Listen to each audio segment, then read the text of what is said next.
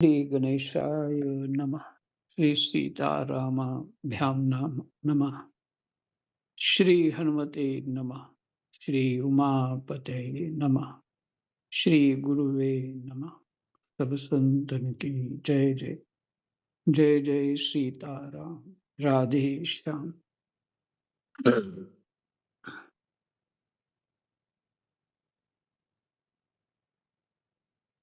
श्रीमद् भागवत महापुराण 12वां अध्याय।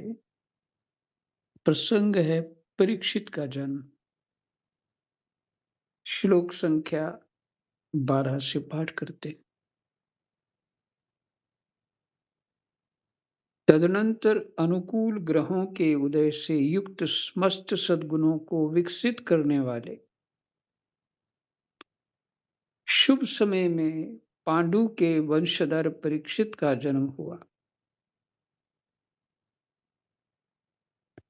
तदनंतर अनुकूल ग्रहों के उदय से युक्त समस्त सद्गुणों को विकसित करने वाले शुभ समय में पांडु के वंशधर परीक्षित का जन्म हुआ।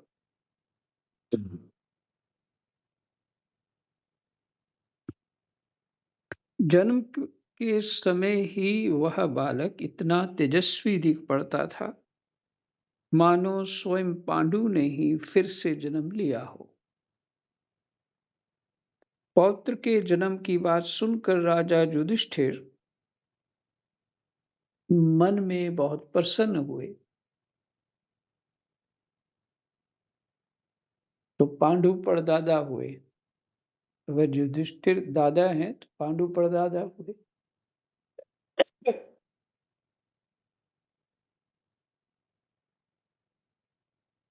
उन्होंने धौम्य, कृपाचार्य आदि ब्राह्मणों से मंगल वाचन और जात कर्म संस्कार करवाए।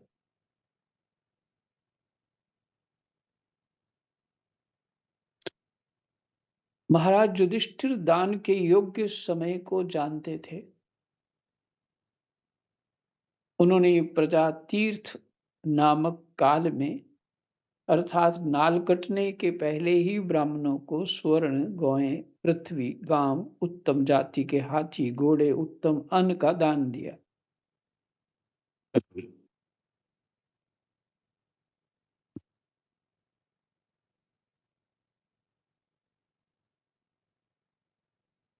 ब्राह्मणों ने संतुष्ट होकर अत्यंत विनयी युधिष्ठिर से कहा,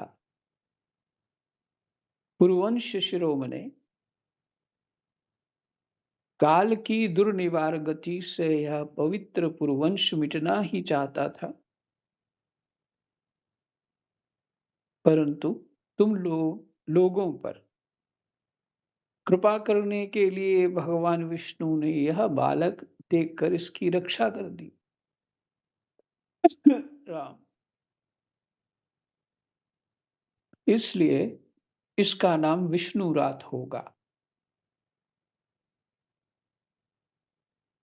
निस्संदेह यह बालक संसार में बड़ा यशस्वी, भगवान का परम भक्त और महापुरुष होगा।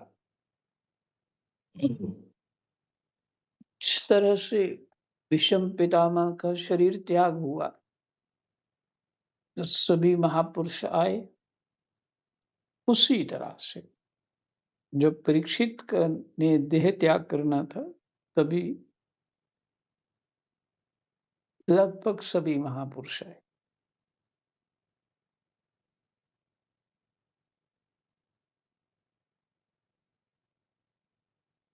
भगवान का परम भक्त और महापुरुष होगा।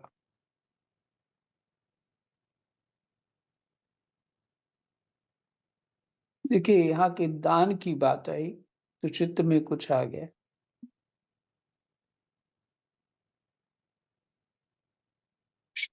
शास्त्र में दान आदि की बात जो है उसका जो मर्म है वो कर्तव्य बुद्धि है, करना चाहिए। इससे मन में प्रसन्नता होती है करने से उदारता उत्पन्न होती है।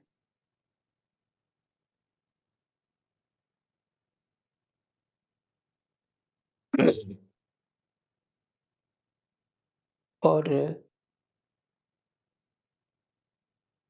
अपना चित्त जो है वो शुद्ध ही होता है।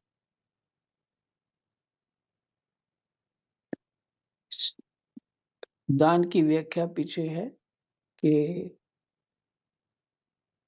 सात्विक दान, राजसिक दान, तामसिक दान।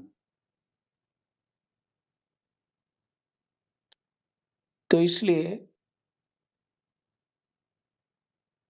पुण्य होगा, ऐसा होगा, वैसा होगा।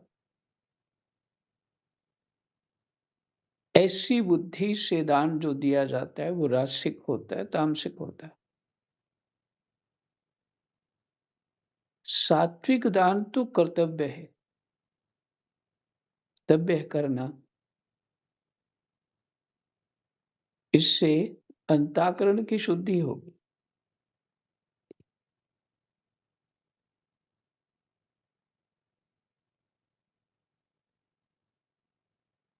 उसका कारण है कि हम धन को बहुत महत्व देते हैं। सभी देते हैं, देना भी पड़ता है। और उसकी महिमा अधिक बैठी रहती है बुद्धि में, धन की।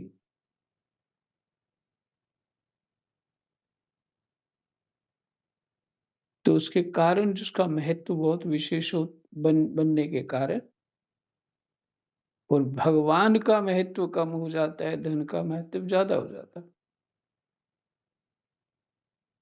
ऐसी कुछ सूक्ष्म बातें हैं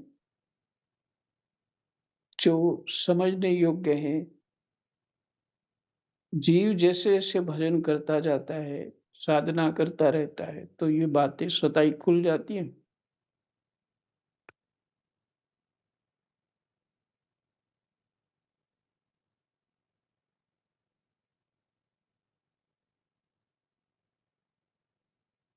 गीता जी का श्लोक है ना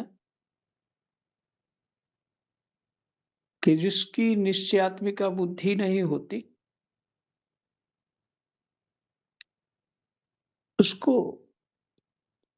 भजन में मन कैसे लगेगा, वो गति कैसे प्राप्त होगी। तो जो वैदिक पुण्य वाली बातें हैं, मने फल इच्छा, भोग इच्छा इत्यादि, अगर बुद्धि उसी में लगी रहेगी तो फिर निश्चयात्मिका बुद्धि नहीं होगी। वैराग्यवान को ही निश्चयात्मिका बुद्धि होती है। शास्त्र जो जो कर्तव्य कर्म कह रहा है, जो उत्सव मनाने को कह रहा है, जो हमारी संस्कृति के अनुसार, हमारे गुरु के आदेश के अनुसार जो कहा जाता है, उससे वैराग्य ही उत्पन्न होता है।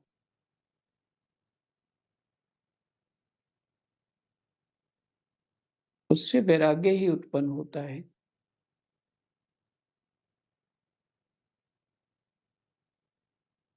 और तभी जाके निश्चयात्मिका बुद्धि बन पाती है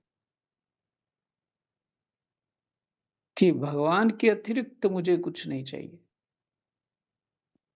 जब तक ये बुद्धि नहीं बनेगी तब तक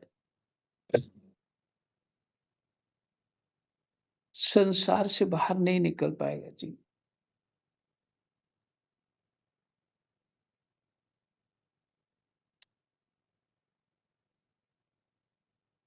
तो युधिष्ठिर जो हैं, इन्होंने ये दान दिया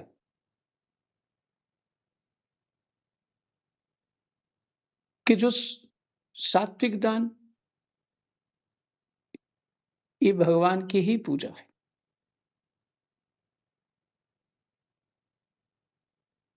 कि जो जीव उत्पन्न हो रहा है वो धर्म को पकड़े, अपने कल्याण की इच्छा करे, ये सात्विक दान है।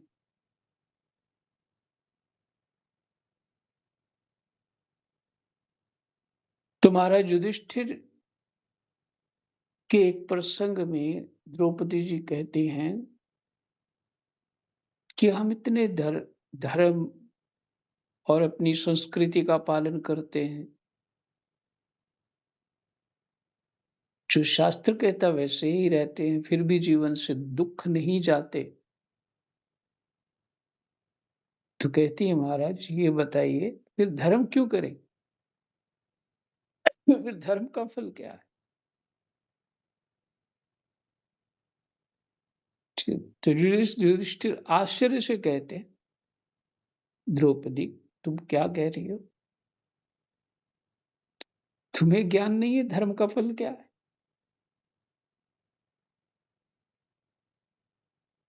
तो वहां उपदेश करते हैं, सार बात है,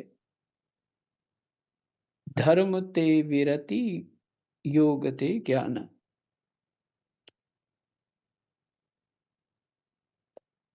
धर्म से वैराग्य उत्पन्न होता, और जो स्वर्ग की कामना इत्यादि दान करके या आगे जन्म में बहुत धन प्राप्त हो इत्यादि इत्यादि, तो रजोगुण तमोगुण का प्रतीक है ये कामना। और ये निश्चयात्मिका बुद्धि भी एक योग ही है, एक योग ही। विष्णु से निश्चय हो गया कि मुझे अपने धर्म कर जो है उसका पालन करना है। तो शास्त्र जो जो कहता वैसा करना, तो ऐसी बड़ों से ही बुद्धि मिलती है, शास्त्रों से ही मिलती है। तो उन्होंने बहुत सारे स्वर्ण गौएं, पृथ्वी गाम, उत्तम जाति के हाथी घोड़े और उत्तम अन्न का दान दिया। ब्राह्मणों ने संतुष्ट होकर अत्यंत विनयी युधिष्ठिर से कहा, पुरवंश शिरोमणे, काल की दुर्निवार गति से यह पवित्र पुरवंश मिटना ही चाहता था, परंतु तुम लोगों पर कृपा करने के लिए भगवान विष्णु ने यह बालक देखकर इसकी रक्षा कर दी।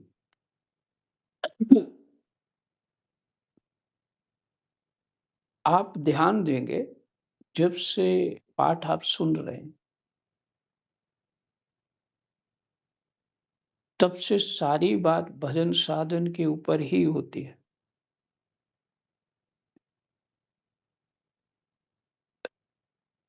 स्वर्ग इत्यादि की बात ऊंचे ऊंचे लोगों की बात नहीं होती है। कोई ऐसी फलश्रुति यहाँ तक मुझे याद है नहीं कही मैंने। हाँ, पाठ में लिखा हो वो तो मैं कहता ही हूं, लेकिन सब साधन सिद्धि राम पग नेहु।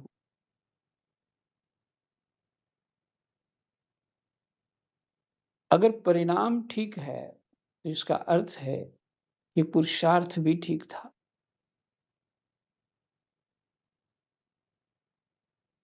अगर भगवान के चरणों में प्रेम होता है, उनकी चाह होती है, तो इसका अर्थ यही है कि हमारा धर्म कर्म ठीक है, तुम्हारे साधन ठीक है।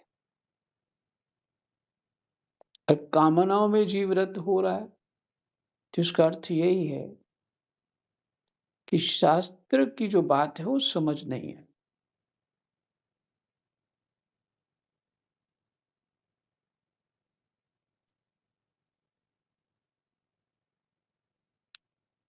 संख्या 17, इसलिए इसका नाम विष्णुरात होगा। निस्संदेह ये बालक संसार में बड़ा यशस्वी भगवान का परम भक्त और महापुरुष होगा। युधिष्ठिर ने कहा, महात्माओं, यह बालक क्या अपनी उज्जवल यश से हमारे वंश के पवित्र कीर्ति महात्मा राजऋषियों का अनुसरण करेगा?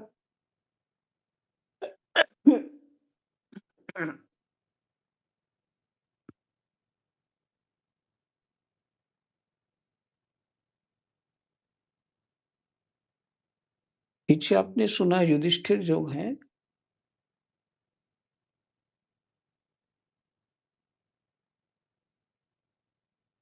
वो कामनाओं से रहित हैं, भोग इच्छाओं से रहित हैं।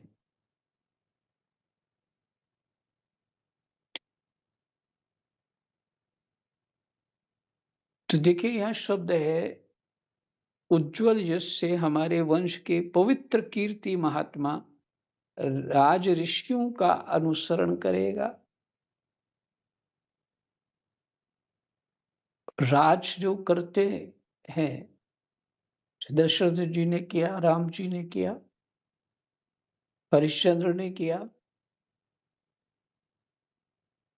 फिर एक और राजा हुए, ऐसे तो बहुत सारे हैं, कितने नाम हैं। राजा रंती देव हुए,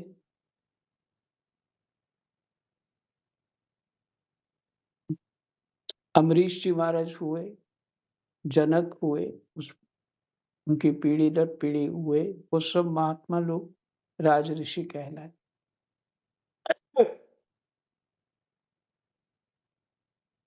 तो क्या इसके गुण,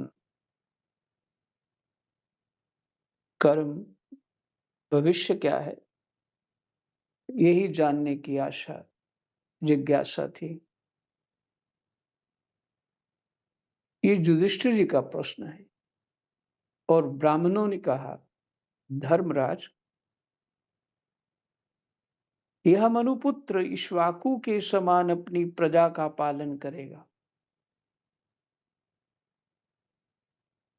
तथा दशरथ नंदन भगवान श्री राम के समान ब्राह्मण भक्त और सत्य प्रतिज्ञ होगा।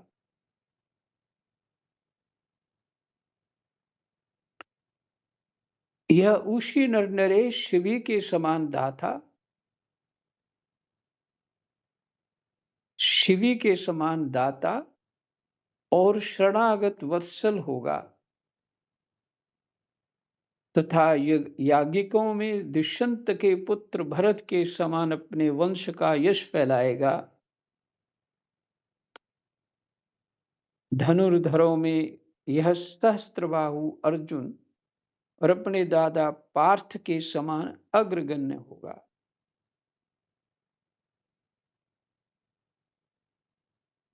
यह अग्नि के समान दुर्दर्श और समुद्र के समान दुस्तर होगा।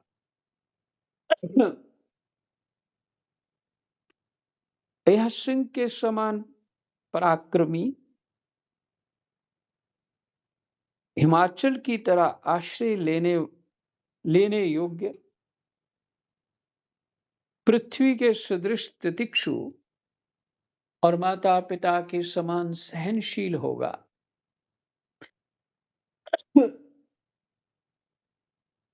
माता पिता बच्चे को पालते हैं, उसकी इतनी गलतियां होती बच्चों की, लेकिन सब मोहवश सहनशील होते हैं। अच्छा, ज्ञानवश भी सहनशील हो सकते हैं, ये नहीं कि मोहवश। तो बहुत सहनशील होते हैं। माता पिता के समान सहनशील होगा। इसमें पितामह ब्रह्मा के समान समता रहेगी। भगवान शंकर की तरह ये कृपालु होगा और संपूर्ण प्राणियों को आश्रय देने में यह लक्ष्मीपति भगवान विष्णु के समान होगा।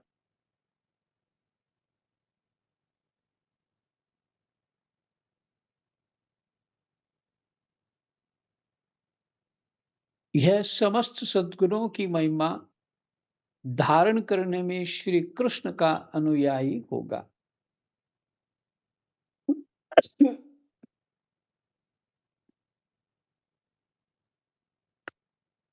रंती देव के समान उदार होगा और ययाति के समान धार्मिक होगा। धैर्य में बलि के समान और भगवान श्री कृष्ण के प्रति दृढ़ निष्ठा में ये प्रहलाद के समान होगा।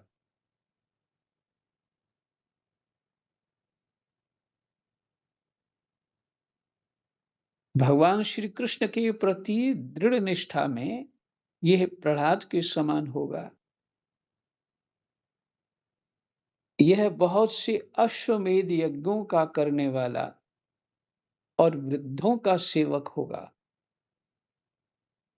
इसके पुत्र राज ऋषि होंगे। मर्यादा का उल्लंघन करने वालों को ये दंड देगा। यह पृथ्वी माता और धर्म की रक्षा के लिए कलयुग का भी दमन करेगा। ब्राह्मण कुमार के शाप से तक्षक के द्वारा अपनी मृत्यु सुनकर ये सबकी आसक्ति छोड़ देगा।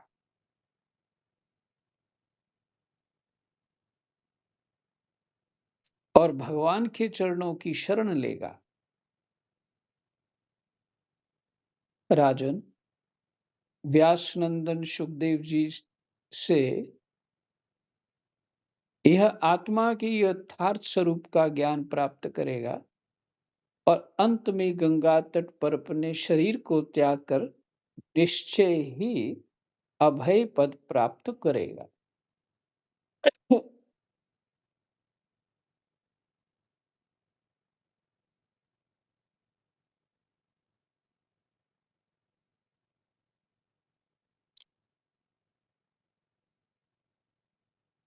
ये जो ब्राह्मणों ने उनका भविष्य बताया है, ये भी पाठ करने, बार बार पाठ करने योग्य है।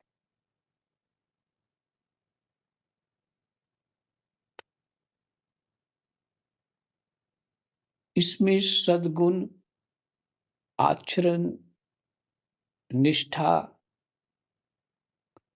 तप, सहनशीलता जिन जिन महापुरुषों की है उन सबकी स्मृति हो जाती है। और ऐसे गुणों को बार बार स्मृति में लाने से गुण प्रवेश करते, अपने में प्रवेश करते।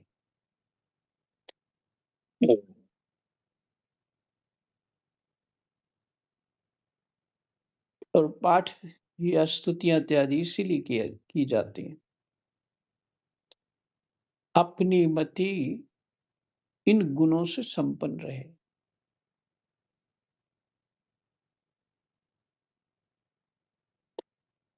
ज्योतिष शास्त्र के विशेषज्ञ ब्राह्मण राजा युधिष्ठिर को इस प्रकार बालक के जन्म लगन का फल बतलाकर और भेंट पूजा लेकर अपने अपने घर में चले गए। वही यह बालक संसार में परीक्षित के नाम से प्रसिद्ध हुआ,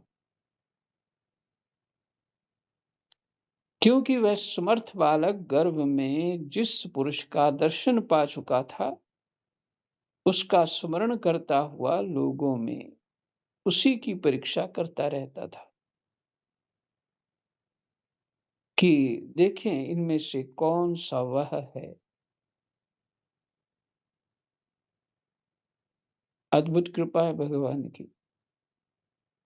गर्भ में ही दर्शन दे करके भगवान ने उसको अपनी ओर आकर्षित कर लिया।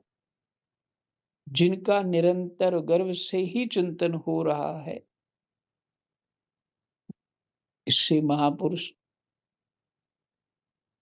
जब अपना धर्म पालन करेंगे तो ये सब जो ब्राह्मणों ने गुण कहे हैं निश्चित इतने महान गुणों से संपन्न होंगे ही।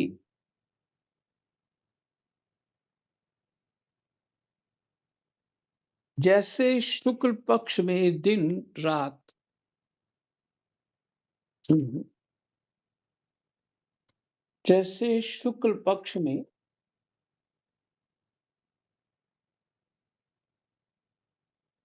दिन प्रतिदिन चंद्रमा अपनी कलाओं से पूर्ण होता है, वैसे ही वह राजकुमार भी अपने गुरुजनों के लालन पालन से क्रमशः अनुदिन बढ़ता हुआ शीघ्र ही सयाना हो गया।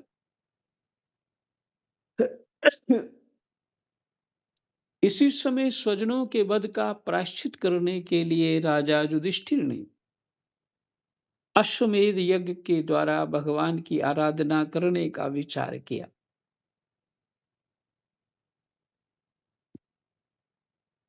क्योंकि राजा हैं, राजा को कौन से कर्तव्य उनके लिए निश्चित किए गए हैं, उनको वैसा ही करना चाहिए।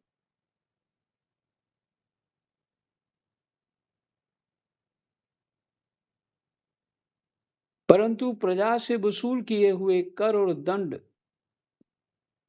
दंड मैंने जुर्माने की रकम के अतिरिक्त और धन न होने के कारण वे बड़ी चिंता में पड़ गए। उनका अभिप्राय समझकर भगवान श्री कृष्ण की प्रेरणा से उनके भाई उत्तर दिशा में राजा मरुत और ब्राह्मणों द्वारा छोड़ा हुआ बहुत सा धन ले आए। उससे यज्ञ की सामग्री एकत्र करके धर्म भीरु महाराज युधिष्ठिर ने 3 अश्वमेध यज्ञों के द्वारा भगवान की पूजा की।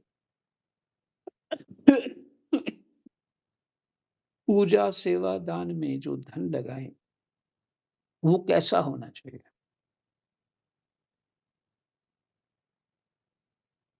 इसकी पुष्टि हो गई।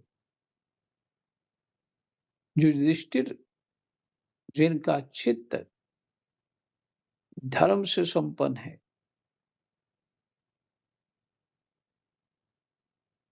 उनको ये अच्छा नहीं लगा कि जो प्रजा से हमने कर रूप में टैक्स रूप में लिया है और दंड रूप में लिया, उससे हम यज्ञ इत्यादि करें। तो बात बन गई, भगवान कृष्ण ने बता दिया कहाँ धन है, आप ले आइए।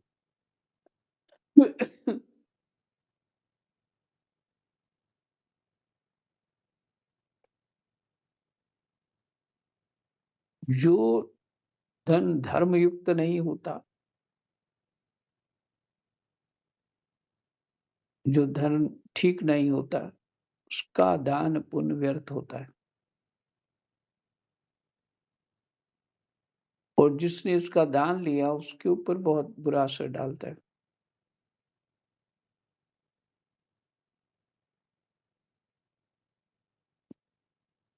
ऐसा नहीं होता कि कैसा भी धन दान कर सकते हैं, ये संभव नहीं है। दान तो बहुत लोग देते हैं और कैसे-कैसे कमाया होता है वो दान भी देते हैं, क्योंकि डर लग रहा था, अपने कर्मों से ही डर लग रहा होता है, तो वो दान देते हैं। और दान, वो दान ना देने वाले को कोई लाभ होता है और लेने वाले को हानि अवश्य हो जाती है।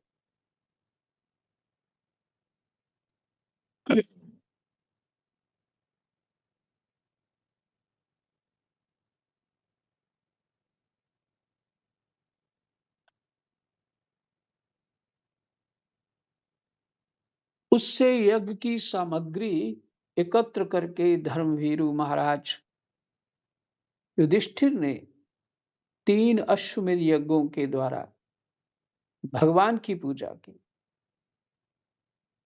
युधिष्ठिर के निमंत्रण से पधारे हुए भगवान ब्राह्मणों द्वारा उनका यज्ञ संपन्न कराकर अपने सुहृद पांडवों की प्रसन्नता के लिए कई महीनों तक वहीं रहे।